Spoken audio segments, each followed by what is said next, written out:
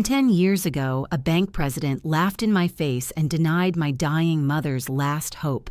Today, I bought his entire bank. The smell of old money and floor polish.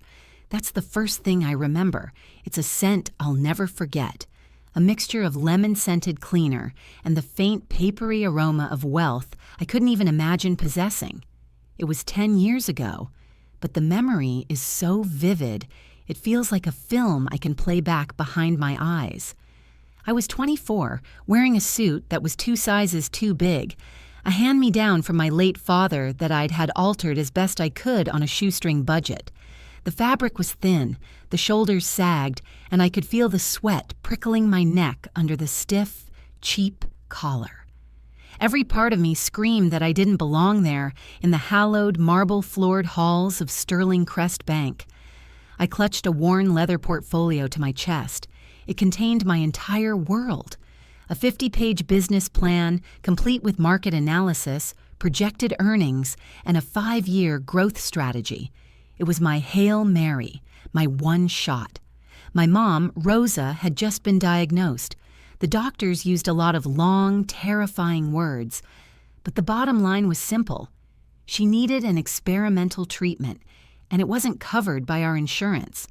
The cost was astronomical, a number so large it felt fictional. But I had a plan. My mom's recipes were legendary in our neighborhood. Her lasagna, her cannoli, her arancini. People would literally line up for a plate at church fundraisers. My plan was to take that magic and put it on wheels. Mama Rosa's Kitchen, a food truck that would bring authentic, home-cooked Italian food to the downtown lunch crowd. I'd done the math 100 times. It was viable. It was more than viable. It was a guaranteed success. I just needed the startup capital. I needed the loan. The man who held my future in his hands was named Mr. Harrison. He sat behind a desk so large and polished it looked like a slab of dark, frozen water. He was probably in his late 40s with silvering temples, a perfectly tailored suit that probably cost more than my car, and a gold watch that glinted under the recessed lighting every time he moved his wrist. He didn't look at me for the first 5 minutes I was in his office, just kept shuffling papers, making me sit in the silence, stewing in my own inadequacy. Finally, he looked up, his eyes a pale, disinterested blue. He gestured to my portfolio with a flick of his manicured fingers. Let's see it then. I stumbled through my presentation, my voice cracking. I spoke of my mom's passion, the quality of the ingredients, the gap in the market for high-quality, quick-service Italian food. I tried to channel confidence I didn't feel, pointing to spreadsheets and graphs I'd spent sleepless weeks creating. Mr. Harrison just leaned back in his squeaking leather chair, a small, unreadable smile playing on his lips.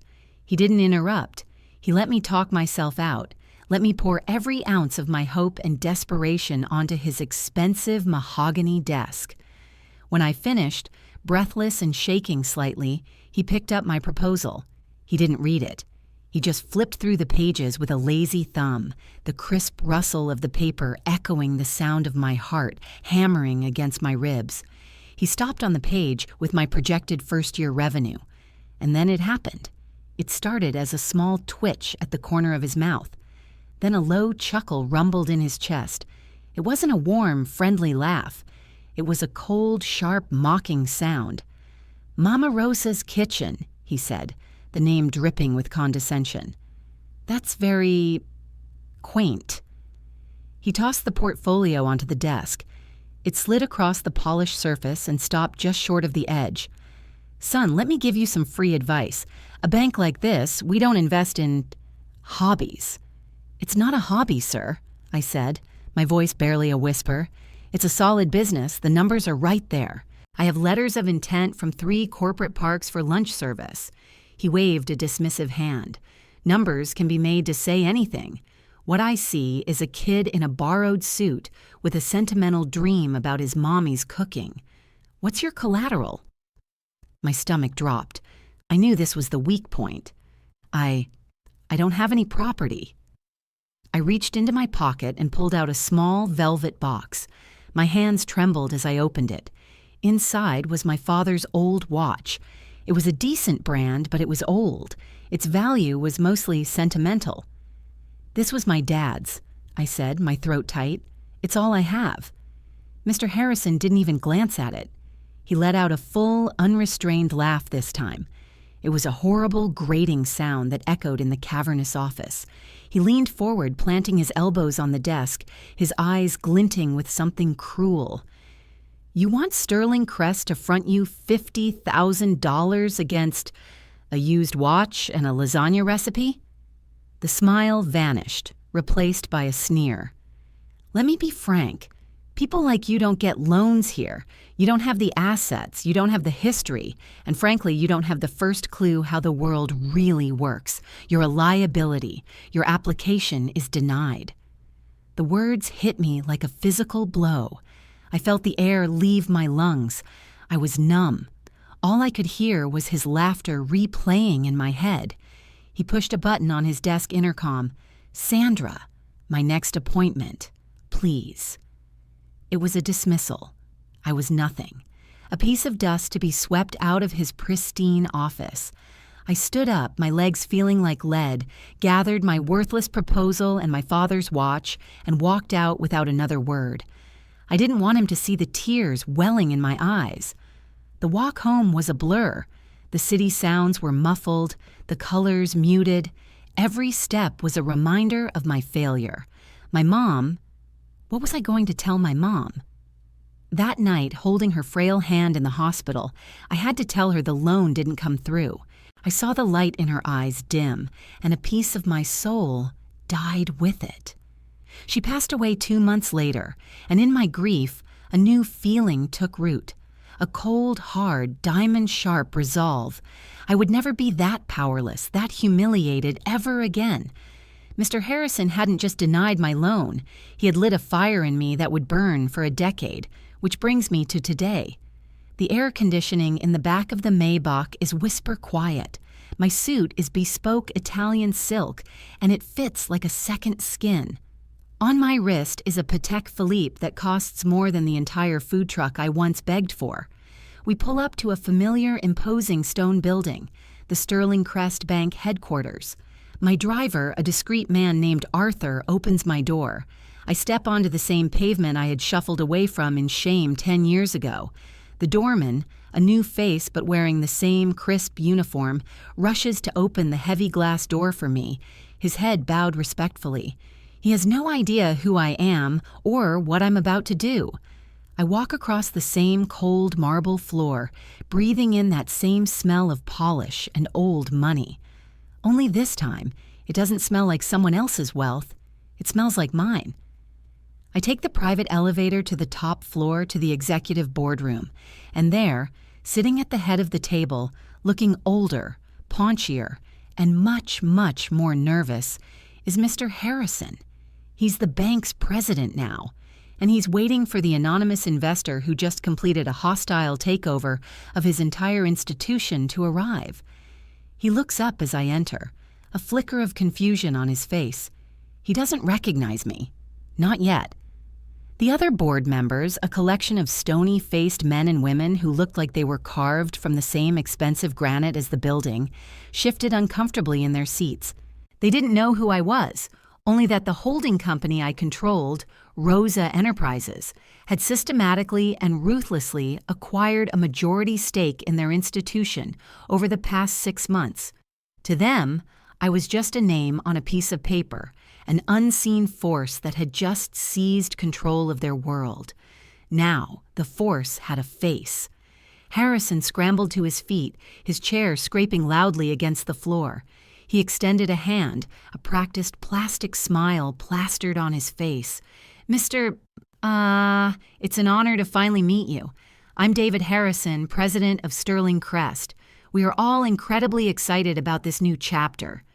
His voice was smooth, buttery, the voice of a man used to selling people on things they didn't need. I ignored his outstretched hand, letting it hang in the air between us until he awkwardly pulled it back. I walked past him, my shoes making sharp, deliberate clicks on the polished wood. I ran a hand along the back of his chair, the one at the head of the table, before moving to the floor-to-ceiling window that offered a panoramic view of the city. My city, now. A new chapter, I repeated, my back still to him. I like that. Chapters imply a story, and every story has a beginning. I turned around slowly. Tell me, Mr. Harrison, what is the story of Sterling Crest Bank? What's your mission? He was flustered by my coldness, but he recovered quickly. Our mission, sir, is to empower our community, to provide the financial bedrock upon which our clients can build their futures. We invest in people. We help dreams take flight. The corporate jargon was so thick I could almost taste it. I gave a small, humorless smile. Dreams. I'm interested in dreams. I walked back to the table and sat down, not in the chairman's seat, but directly opposite him. I wanted to look him right in the eye. Let's talk about your small business loan division, specifically first-time applicants, people with more passion than collateral. The ones with the quaint ideas, what's your approval rate for them? He blinked, thrown by the specific question. A man next to him, the CFO, according to the briefing my team gave me, started to shuffle some papers. I held up a hand. No, don't look at the data. I want to hear it from you, Mr. Harrison, from the man on the ground. How many of those dreams have you helped take flight? We have a very robust vetting process, he began, falling back on his practice script. We have to be responsible with our investors' money. We look for viability, a solid track record, sufficient collateral. So you don't invest in hobbies, I said, my voice flat. The word hung in the air. Harrison's smile faltered. A flicker of something crossed his face. Not recognition, not yet, just confusion. I wouldn't phrase it that way, but yes, we invest in businesses, not pastimes. I leaned forward, my hands clasped on the table. The boardroom suddenly felt very quiet. 10 years ago, a young man walks into this bank, into your office, I believe. He was in his early 20s. He was wearing a cheap, ill-fitting suit. He probably smelled of desperation. He had a business plan 50 pages long for a food truck. I watched him closely. His posture stiffened. The blood began to drain from his face, leaving a pasty, gray pallor. His eyes, those same pale, disinterested blue eyes, widened almost imperceptibly, he remembered. A food truck that was going to sell his mother's recipes. I continued, my voice low and steady, each word a carefully placed stone. He called it Mama Rosa's Kitchen. The name was the key. I saw it unlock the memory. I saw the dawning horror wash over him as the ghost of a poor, nervous boy in a borrowed suit materialized in front of him, now wearing a $10,000 suit and sitting in the seat of absolute power. His mouth opened slightly, but no sound came out. He looked like a fish, gasping for air. The other board members glanced between us, their faces a mixture of confusion and alarm. I stood up and slowly walked around the table until I was standing directly behind him. I placed my hands on the back of his expensive leather chair, right behind his head. He flinched as if I'd touched him with a cattle prod. He told you his mother was dying, I whispered, my voice just for him, though the silence in the room made it feel like a shout.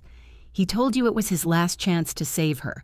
He offered you everything he had in the world as collateral.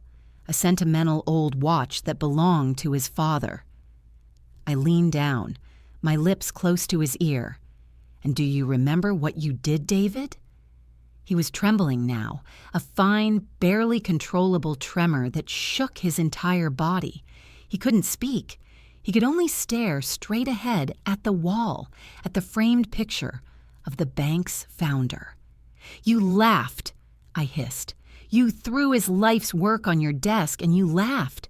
You told him that people like him didn't belong here. You told him to get out of your office. I straightened up, my voice returning to a normal conversational volume, though it was now laced with ice. Well, David, the thing about people like me is that we don't forget. We don't forgive. And sometimes We come back and buy your bank just to have a single conversation." I walked back to my seat and sat down, a cold, predatory smile spreading across my face. "Now, I believe your application was denied due to a lack of collateral. Funny how things change. Today, you are the one with nothing, and I am the one who owns everything you have. So let's renegotiate your position.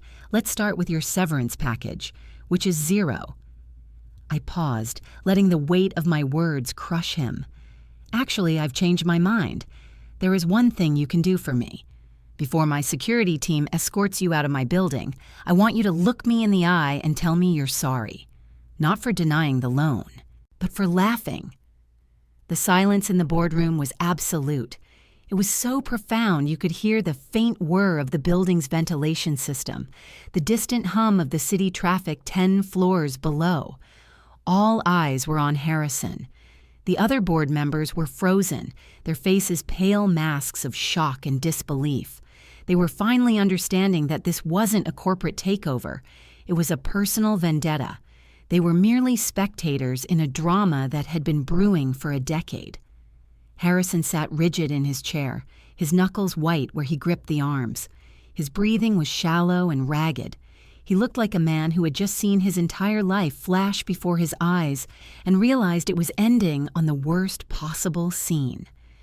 He swallowed hard, the sound unnaturally loud in the quiet room. His gaze darted around the table, from one stone-faced colleague to another, as if searching for an ally, for someone to tell him this was all a terrible, elaborate joke. He found no comfort.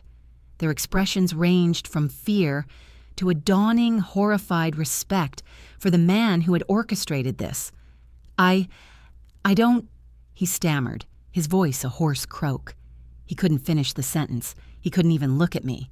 His eyes were fixed on the polished surface of the table, as if the swirling wood grain held the answers to how his world had so suddenly and completely imploded. "You don't what, David?" I asked, my voice dangerously soft. "You don't remember? Because I assure you, I remember every single detail. I remember the smug look on your face. I remember the exact pitch of your laughter. It was a sound that became the soundtrack to my life for a very long time. It was the engine that drove me. While you were sitting in this office, getting fatter and richer off other people's money, I was working. 20 hours a day sometimes. I started with a rented hot dog cart selling pasta out of a chafing dish on a street corner. I used my father's watch, the one you sneered at, to buy my first batch of inventory. I slept in my car for 6 months. I did everything, David. I washed the dishes, I drove the truck I eventually bought, I negotiated with suppliers, I paid my taxes. I built an empire brick by brick, fueled by nothing more than my mother's recipes and the memory of you laughing in my face. I stood up and walked to the head of the table, reclaiming the seat he had occupied just minutes before. It felt good. It felt right. Rosa Enterprises now owns 54% of Sterling Crest's voting shares. As of 9:01 a.m. this morning, when the market opened, my first act as the new majority shareholder was to call an emergency board meeting. My second act was to dissolve the current board of directors. "All of you," I said, sweeping my gaze across the stunned faces around the table, "are dismissed. Your tenures are over. You'll receive your severance packages as stipulated in your contracts. Thank you for your service." A wave of murmurs and gasps rippled through the room. A woman with severe-looking glasses started to protest, but I cut her off with a sharp look. "This is not a negotiation. It's a notification." My eyes returned to Harrison. "Everyone but him." I gestured with my chin. "The rest of you can go. Clear out your desks. Security will escort you." There was a frantic scraping of chairs, a shuffling of papers into briefcases. No one argued. They saw the cold finality in my eyes. They were rats scrambling off a sinking ship, leaving their former captain to face the storm alone. Within 2 minutes, the boardroom was empty save for the two of us. The ghosts of our past selves hung in the air between us, the desperate, hopeful boy and the arrogant, dismissive banker. Harrison finally lifted his head. His face was a wreck, a canvas of sweat, fear, and utter humiliation. The mask of the powerful bank president had been shattered, and beneath it was just a scared, pathetic man. "Please," he whispered. The word was feeble, pathetic. "I have a family, a mortgage. My son is in college." "Did you think I had a family?" I shot back, the anger I had kept so tightly coiled finally starting to break free. "My mother was dying, I told you that. That money wasn't for a hobby. It was for her. It was a chance, maybe the only one she had, and you pissed it away with a laugh because you couldn't be bothered to look past my cheap suit." I slammed my hand down on the table, the sharp crack echoing in the empty room. He jumped in his seat. "I didn't know," he cried, his voice breaking. "How could I know? It was just business." "No," I said, pointing a finger at him. "That's the lie men like you tell yourselves so you can sleep at night. You crush people's dreams, destroy their lives, and call it business. You hide behind policies and collateral requirements, but at the end of the day, it's a choice. You chose to be cruel. You enjoyed it. I saw it in your eyes. The power you felt by holding my entire future in your hands and just crushing it for sport." I leaned back in the chair, taking a deep, calming breath. The rage was subsiding, replaced by a cold, satisfying emptiness. I had imagined this moment 1,000 times, in 1,000 different ways.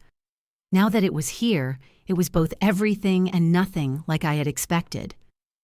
"I don't want your apology anymore, David. It's worthless to me now. An apology can't bring my mother back. It can't erase the years of struggle. It's just an empty word from an empty man." "What are you going to do?" he asked, his voice trembling.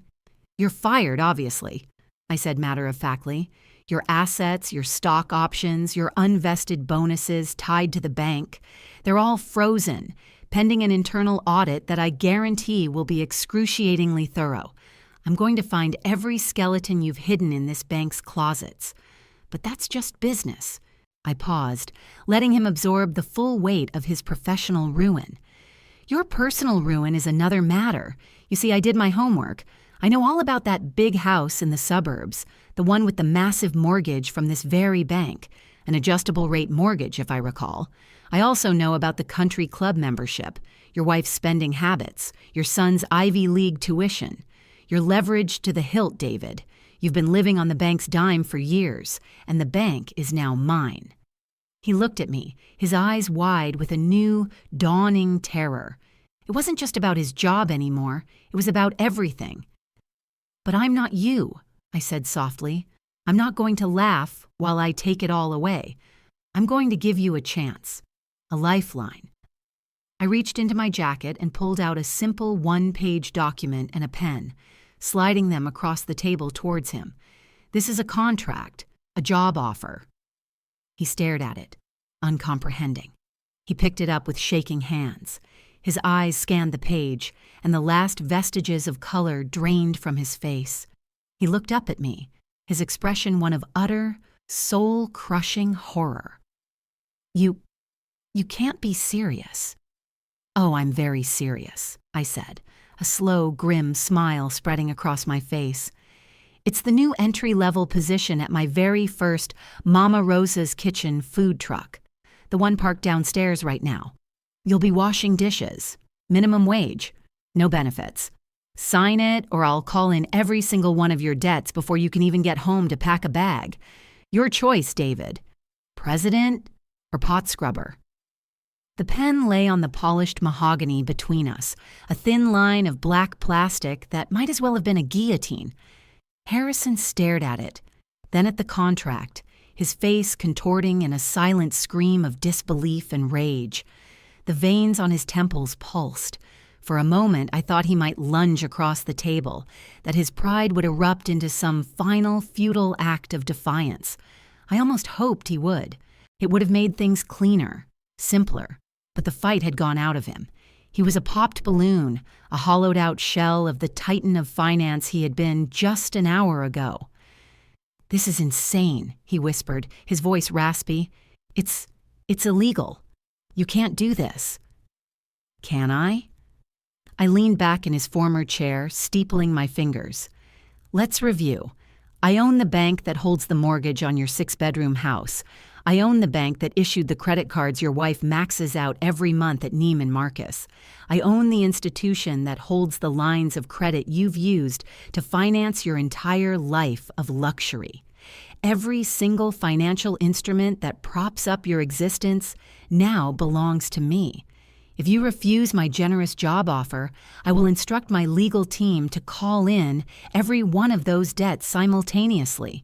They will find clauses, they always do, for immediate repayment. Your assets will be seized. Your accounts will be frozen. Your home will be foreclosed upon.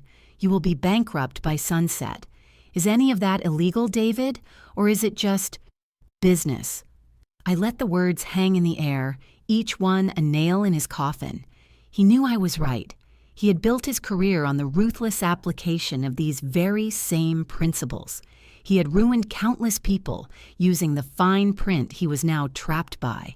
The irony was so thick it was almost suffocating. He picked up the contract again, his hands trembling so badly the paper rattled. He read the job description again, as if hoping the words would change. Dishwasher and food prep assistant. The duties listed were humiliatingly specific. Scrubbing pots and pans to a satisfactory standard of cleanliness, mopping floors, disposing of garbage, peeling potatoes. It was a complete and utter demolition of his identity. He wasn't just losing his job, he was being stripped of his status, his name, his very place in the world. He was being made into a nobody. He was being made into me, 10 years ago. Why?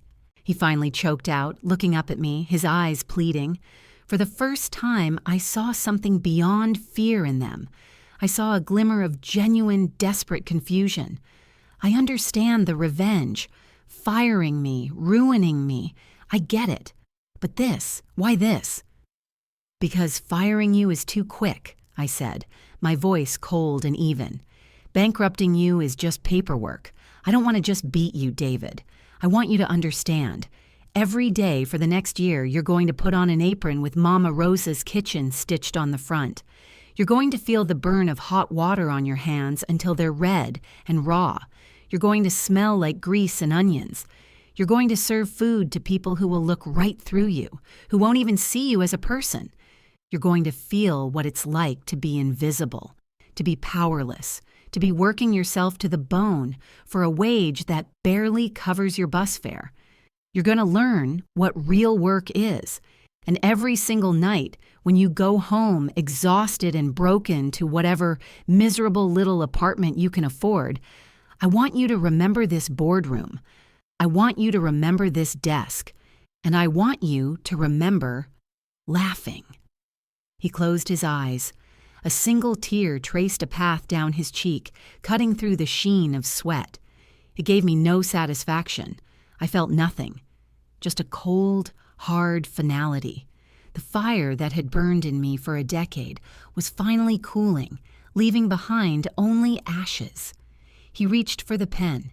His hand shook as he uncapped it. He hesitated for a moment, his gaze fixed on the signature line. It was the moment of his complete surrender, the signing away of his entire life.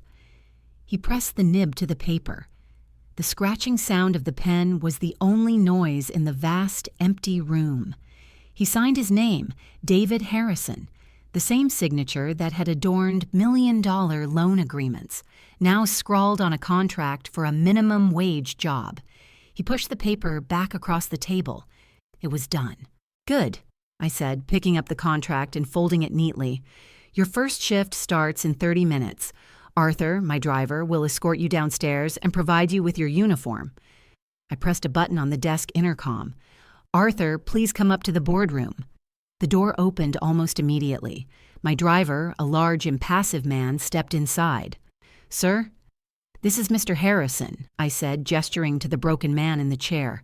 "He's our newest employee. Please escort him down to the food truck and get him started with his duties." Arthur nodded, his face betraying no emotion. "Of course, sir." He looked at Harrison. This way, please." Harrison stood up like a man in a trance. He didn't look at me. He couldn't. He walked stiffly towards the door, his $1,000 suit suddenly looking like a cheap costume. He was no longer David Harrison, president of Sterling Crest Bank. He was just a dishwasher. As he reached the door, he paused, his back to me. "My son," he said, his voice thick. "His tuition is due next week, without my salary." "That sounds like a personal problem," I said, echoing the same dismissive tone he had used with me 10 years ago. "Perhaps you should have thought of that before you decided to laugh at a dying woman's last hope." He flinched, as if struck. Without another word, he followed Arthur out of the room, the heavy door clicking shut behind him, sealing his fate. I was alone. I stood up and walked to the window, looking down at the city spread out before me. The street below was bustling with life. I could just make out the bright red food truck, my first food truck, a beacon of my success. I had done it. I had achieved the ultimate revenge. I had taken everything from the man who had wronged me. The victory should have tasted sweet, but all I felt was a profound, aching emptiness. The silence of the boardroom was suddenly deafening. My mother was still gone. My victory hadn't changed that. As I stared out at the empire I had built, a single terrifying thought bloomed in the back of my mind. Now what?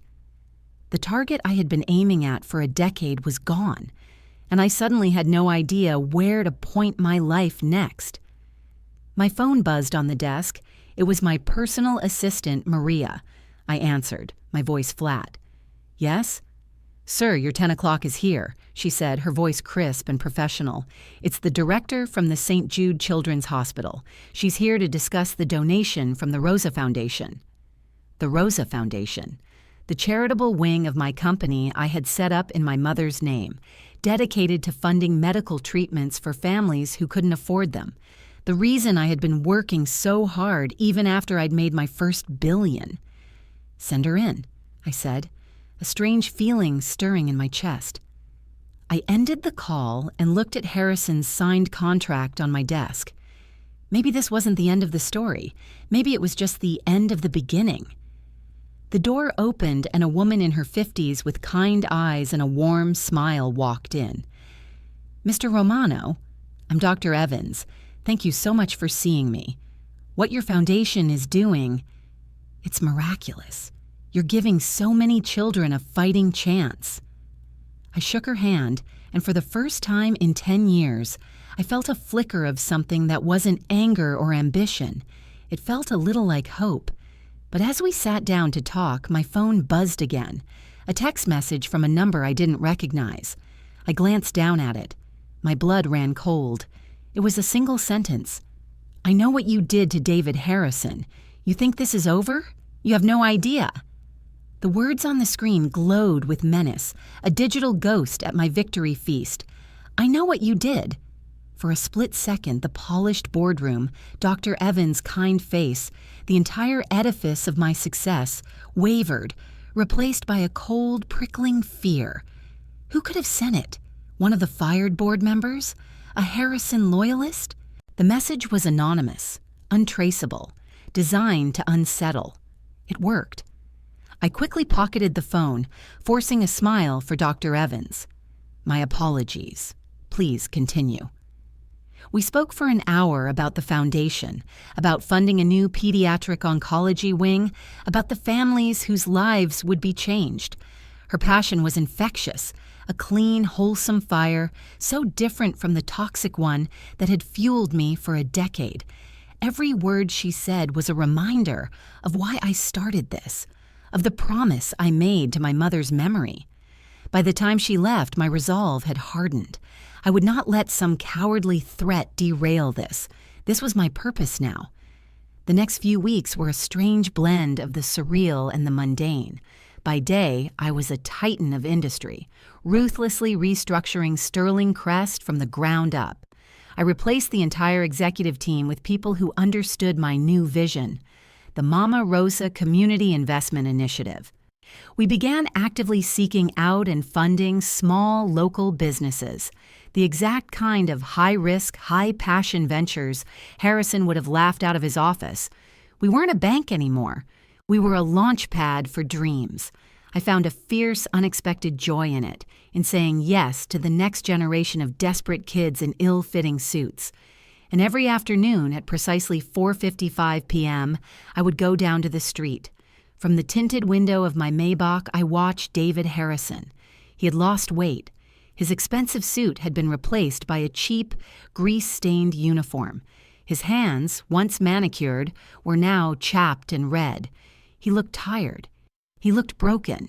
He scrubbed pots with a grim, mechanical determination, his face a blank mask. He never looked up. He never saw me watching. I told myself I was checking on my investment, but I knew it was more than that. I was checking to see if the punishment fit the crime, if his suffering was enough to balance the scales. It never was. The hollowness inside me remained. The anonymous texts continued, one every few days. He has a family. You destroyed them. Pride comes before a fall. We're watching you. They were gnats buzzing at the edge of my consciousness, annoying but harmless. My security team traced them to burner phones, dead ends. I tried to ignore them. The turning point came a month after the takeover. I was leaving the bank late one evening when I saw a young woman standing across the street staring at the food truck. She was in her early 20s, dressed in a simple coat, clutching a textbook to her chest. There was something about her eyes, a familiar shade of pale, determined blue, that made me stop. She was watching Harrison as he hauled a heavy bag of trash to the curb. She wasn't looking at him with pity, but with a quiet, burning anger. Harrison's son was at an Ivy League school. This must be his daughter. On impulse, I got out of my car and walked towards her. She saw me approaching and her expression hardened. "Can I help you?" she asked, her voice laced with ice. "You're his daughter," I said. It wasn't a question. "My name is Sarah," she snapped, "and you are the man who is making my father wash dishes on a street corner." She took a step closer, her anger palpable. "Do you feel powerful now? Does this make you happy? Ruining him wasn't enough. You had to humiliate him too." "Your father humiliated me," I countered, my own anger rising. "He laughed at my dying mother. He cost me the last few months of her life. Don't you dare come here and lecture me about fairness." "I know what he did," she said, her voice catching. He told me everything, and it was monstrous. It was unforgivable. He was an arrogant fool, blinded by his own privilege." Her confession stunned me into silence. "But he is still my father, and he's a different man now. This past month, it's broken him, yes, but it's also changed him. He talks to me now. Really talks. He told me he spends his days scrubbing pots and thinking about all the people he dismissed, all the lives he might have ruined with a flick of his pen. He's paying for what he did, in his soul, not just in his bank account." She looked from me to her father, who was now morosely wiping down the stainless steel counter. "You won your war," she said softly. "Congratulations, but look at you. You're still here, watching him. You're as much a prisoner of this as he is. He's trapped in that truck, and you're trapped in your car. This thing between you, it's a cage, and you're both inside it." Her words hit me harder than any of the anonymous threats. She was right. I had chained myself to my own revenge. I had spent 10 years focused on tearing one man down, and now that he was down, I didn't know how to look up. "What do you want, Sarah?" I asked, my voice barely a whisper. "I want my father back," she said. "Not the bank president, the man he's becoming, the one who's learning humility, the one who's learning to see people. But he can't finish that journey while you're holding the leash. You have to let him go. You have to let yourself go." She hesitated, then added, "It was me. I sent the texts. I was so angry I wanted to hurt you, to make you feel scared.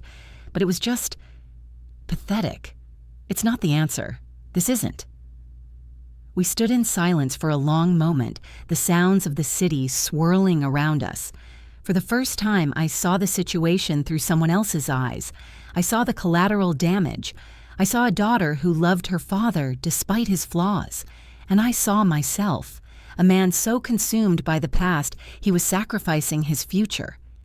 The next day, I walked up to the food truck. Harrison was inside, scrubbing a large stock pot, his back to the window. "Harrison," I said. He froze, then slowly turned around.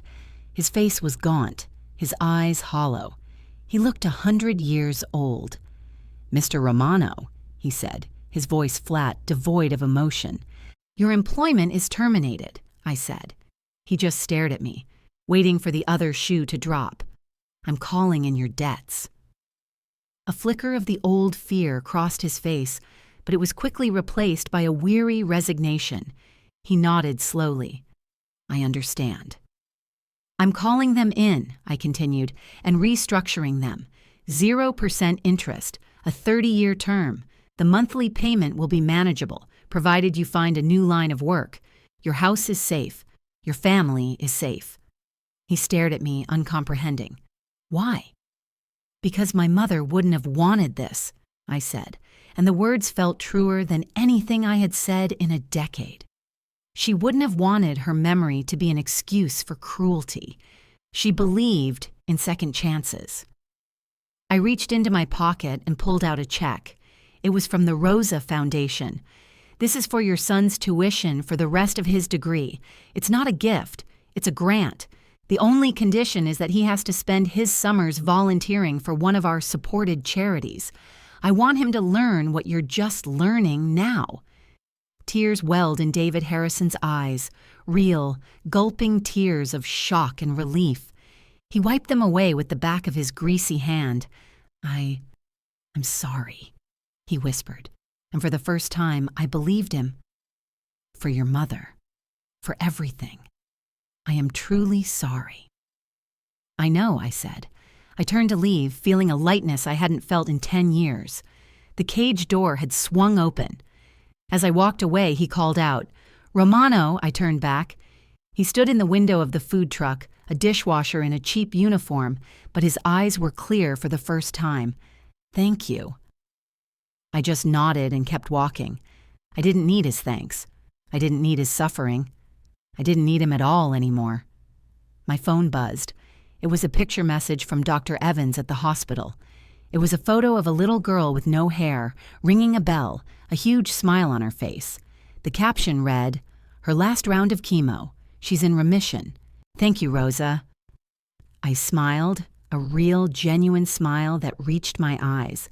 I looked up at the sky, a brilliant, clear blue. The story of my revenge was over. It was time to start writing the story of my life.